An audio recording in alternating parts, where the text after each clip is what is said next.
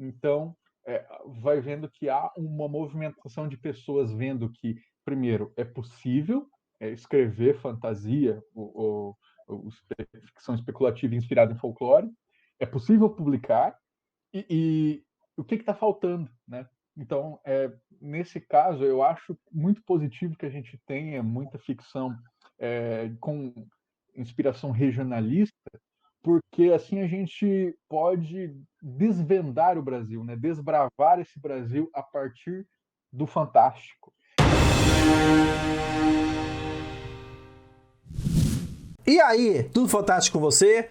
Fica a seguir com mais uma edição do Cortes Fantásticos, que traz os melhores momentos das melhores lives aqui do canal Fantástico Cursos. Lembrando que você também pode ou baixar ou ouvir no SoundCloud e no Spotify o podcast completo dessas lives a que esses trechos pertencem. Fica também o convite para você conhecer as outras redes do Fantástico Cursos no Instagram, no Facebook, no Twitter, e também conhecer os cursos online do Fantástico Cursos voltados para quem quer escrever, pesquisar ou lecionar sobre o universo da fantasia, do gótico, do horror e da ficção científica. Sem mais delongas, bora lá para o Cortes Fantásticos. Já passando até para a próxima pergunta, que é justamente já contemplando a identidade de vocês dois enquanto escritores, lembrar, gente, aí já entrando nessa questão da aplicabilidade disso dentro da literatura, né? E para isso lembrar que, quando a gente está falando de utilização das culturas brasileiras, do folclore brasileiro na literatura, isso é algo que vem ganhando espaço, né? Eu trouxe até alguns exemplos aqui, deixa eu até colocar aqui a minha câmera sozinha aqui para o pessoal poder enxergar melhor.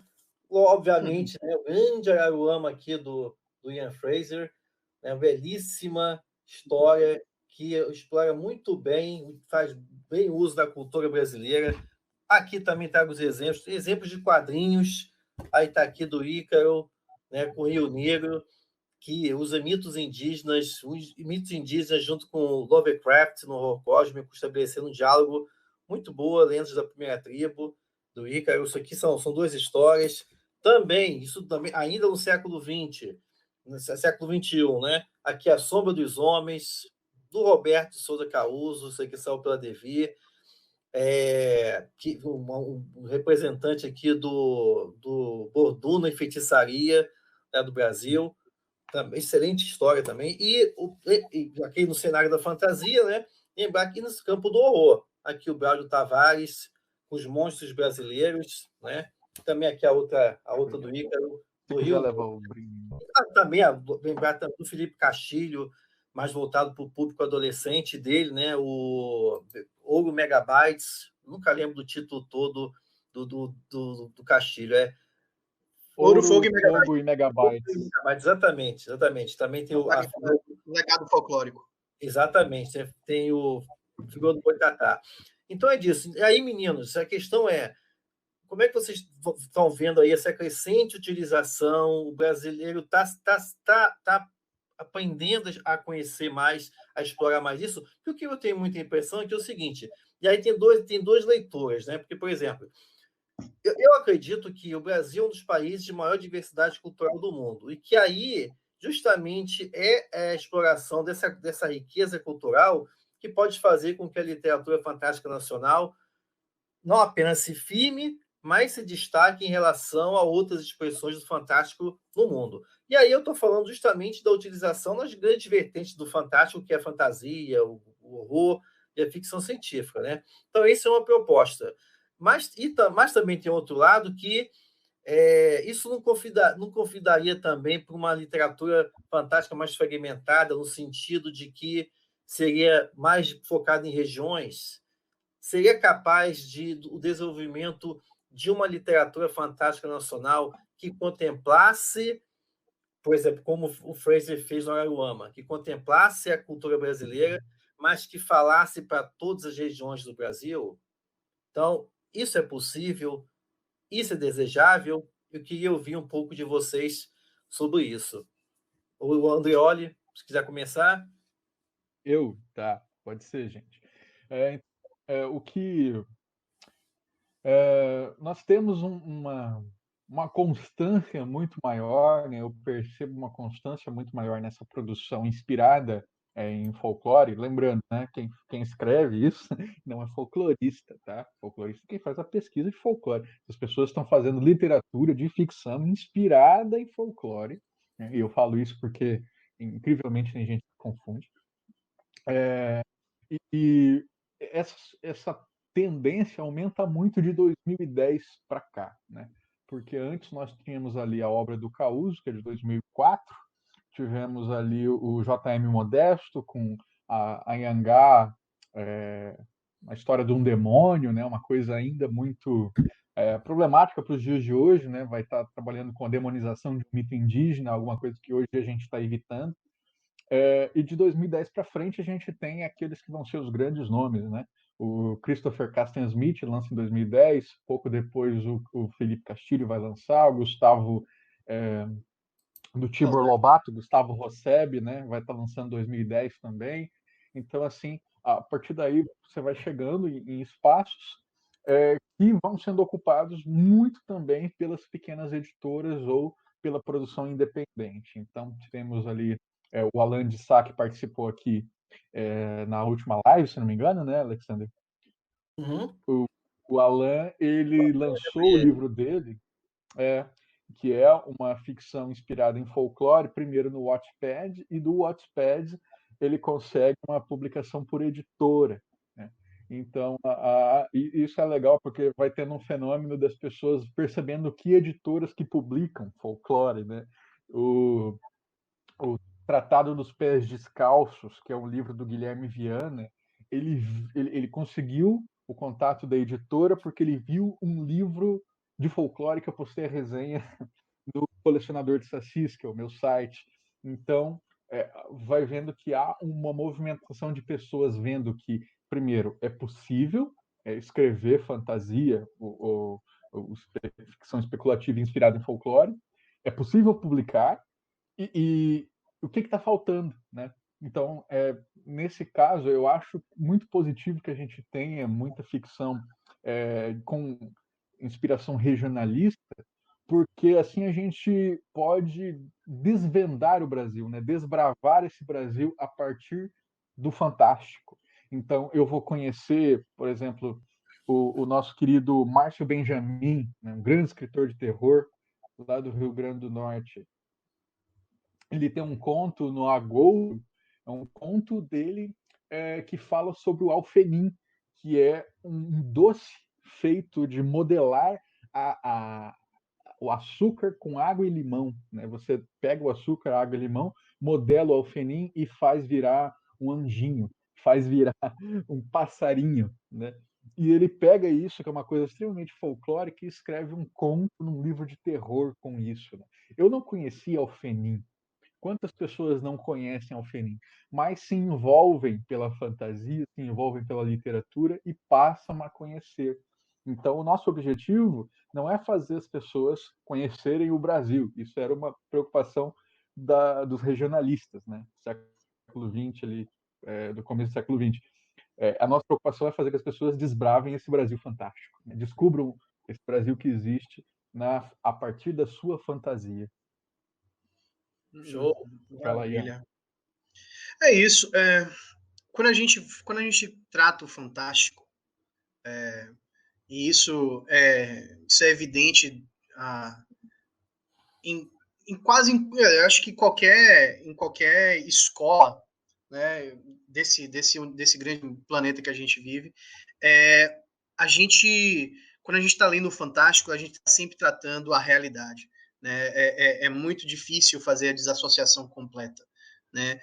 Quando quando Ariano Suassuna, por exemplo, só para pegar um exemplo bem conhecido e bem popular, e um lugar comum, mas porque ele é lugar comum a gente pode destrinchar ele, quando o Ariano Suassuna trabalha o lado da mitologia, né, no lado dos mitos e da fé, e ele trabalha o João Grilo no limbo, né, ele tá trabalhando coisas bem reais, ele está trabalhando temas muito relevantes para o nosso diálogo, para o nosso bem viver, né?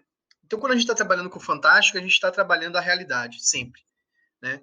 Então, quando quando eu penso, por exemplo, eu gosto de me usar como exemplo, porque eu não gosto de usar exemplos de outras pessoas, porque eu não conheço, né? Eu me conheço, então eu posso falar de mim, né? Mas o Andrioli, um amigo, que é amigo mesmo, assim, só para as pessoas entenderem, Andrioli é uma das pessoas que eu converso mais do que com meu irmão, sabe? É muita troca de conversa e comunicação, né? Então, assim, ele é uma das pessoas que sabe como tem sido difícil para mim essa quarentena, né? E eu estou escrevendo um livro agora, só para mostrar o poder, né? É isso que eu estou falando sobre a pesquisa e sobre usar algo próximo, né? Então, assim, eu estou escrevendo um livro onde eu quero fazer o Nordeste, né?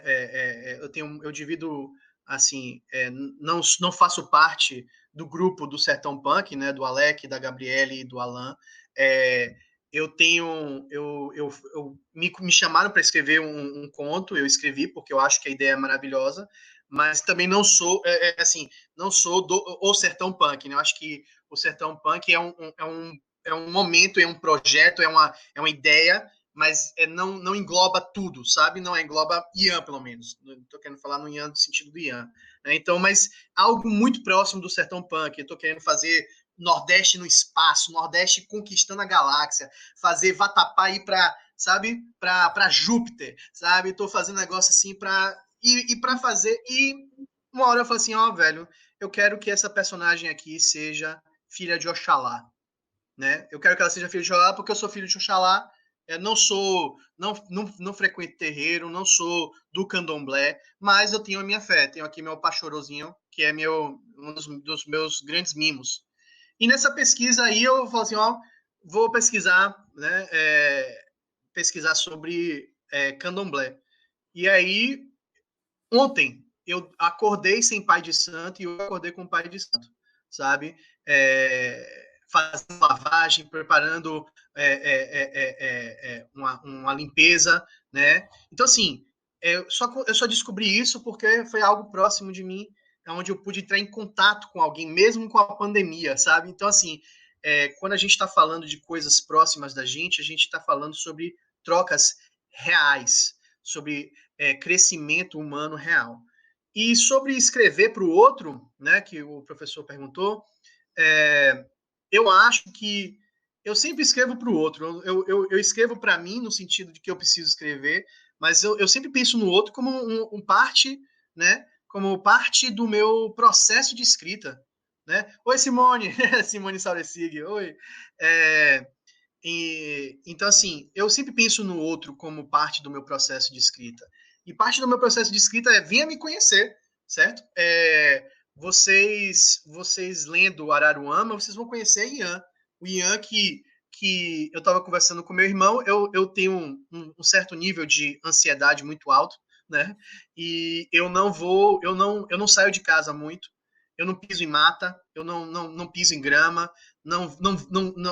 me dá literalmente ansiedade, dispara uma tosse crônica horrível, certo? Eu sou um cara de casa, de concreto, gosto de saber disso aqui, e o jeito que eu descobri de conhecer a mata, né, de mergulhar no rio, de andar no meio de uma noite estrelada e olhar para cima e pensar o que são estrelas, né? Isso tudo eu descobri fazendo o Araruama. Então, são coisas muito pessoais. Então, se você leu Araruama, você conhece um pouquinho de Ian. E se você leu... se você leu a revista... Como é o nome? O Inquérito dos 100 anos do Saci, do Andrioli, não é isso? Não é isso? O título é A super... revista Saci Isso. Pererê 100 anos do inquérito?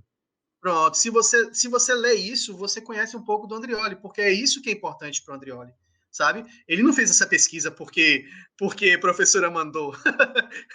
a gente já passou dessa época, né? Então, quando a gente fala sobre conhecer, investigar e pesquisar, é sobre isso, né? Tipo, a Aurita Tabajara, uma escritora indígena que faz cordel, né? Um negócio é uma obra lindíssima. Então, assim, é descobrir. Opa, desculpa, perdão, eu não sabia que ia abrir. Mostra de novo aí, para o pessoal ver. Agora está mais perto. Deixa eu abrir na página aqui que tem ilustração. Pronto. Né? Então, assim, existe aí uma troca e uma forma de vivência, né? Isso aqui é um exemplo perfeito de troca e de pesquisa, né? E exemplo perfeito também de multiplicidade do Brasil, né? Então, acho que é isso. Acho que a pesquisa é você descobrir dentro de você coisas que ainda não estão dentro de você.